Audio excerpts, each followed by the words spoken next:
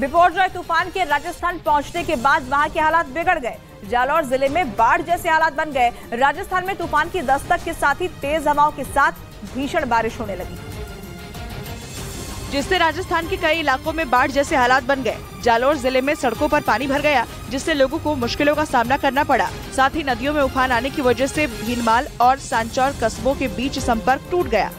प्रशासन ने आपदा प्रभावित इलाकों में अनाउंसमेंट कर लोगों से सुरक्षित जगह पर जाने की अपील की। आप अभी अपने सुरक्षित स्थान पर अभी चले जाइए।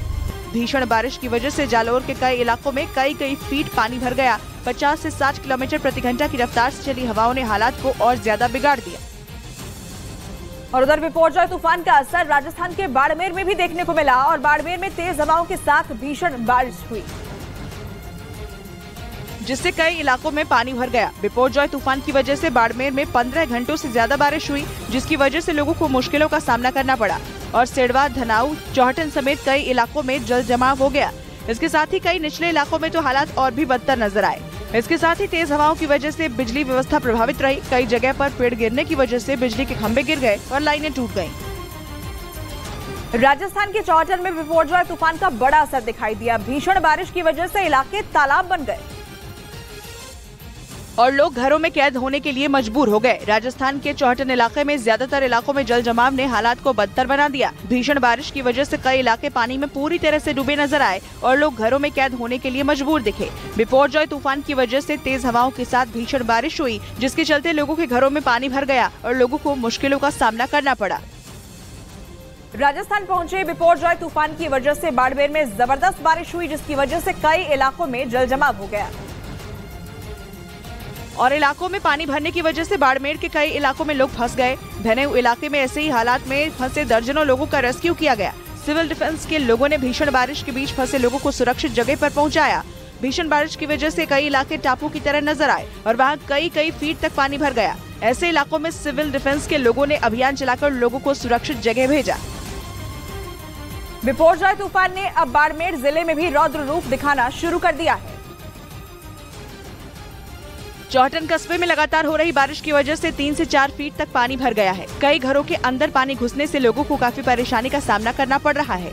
आलम यह है कि घरों का सारा सामान पानी भरने से भीग गया है। तस्वीरें दिखाऊंगा। मेरे जो पाँव है, ये पाँव नहीं थम रहे हैं, इतना स्पीड से ये पानी आ रहा है।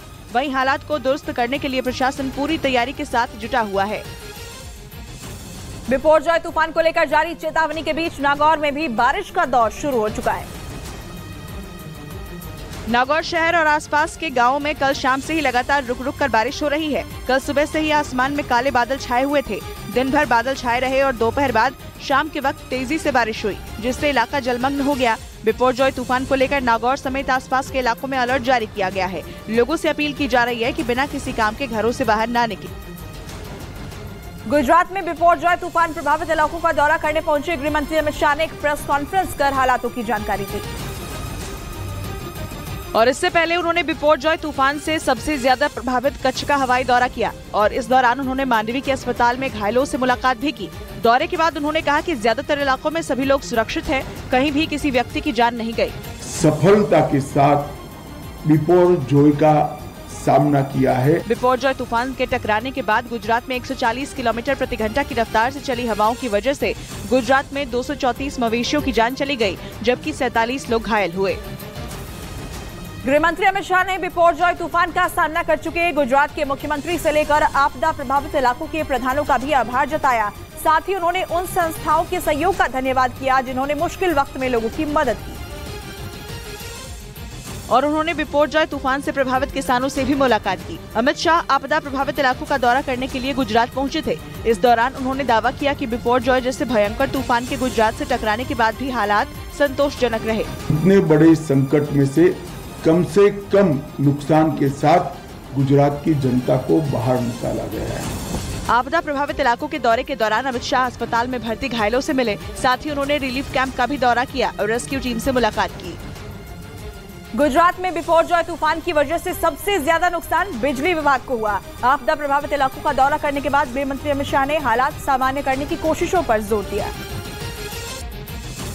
क्योंकि बिपोरजॉय तूफान की वजह से गुजरात में कई हजार बिजली के खंभे टूट गए और बिजली की लाइनों को बड़ा नुकसान पहुंचा, जिसकी वजह से कच्छ सौराष्ट्र में सैकड़ों गाँव में बिजली नहीं है और वहाँ सबसे बड़ी किल्लत पीने के पानी की है। अमित शाह ने इन मुश्किल हालातों को सामान्य करने पर जोर दिया।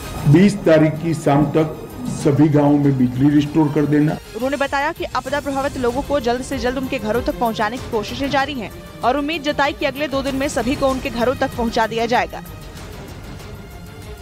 प्रधानमंत्री नरेंद्र मोदी आज मन की बात कार्यक्रम करेंगे। पीएम मोदी के मन की बात का ये 102वां एपिसोड होगा। आमतौर पर महीने के आखिरी रविवार को टेलीकास्ट होने वाला ये शो इस बार 1 हफ्ते पहले प्रसारित हो रहा है।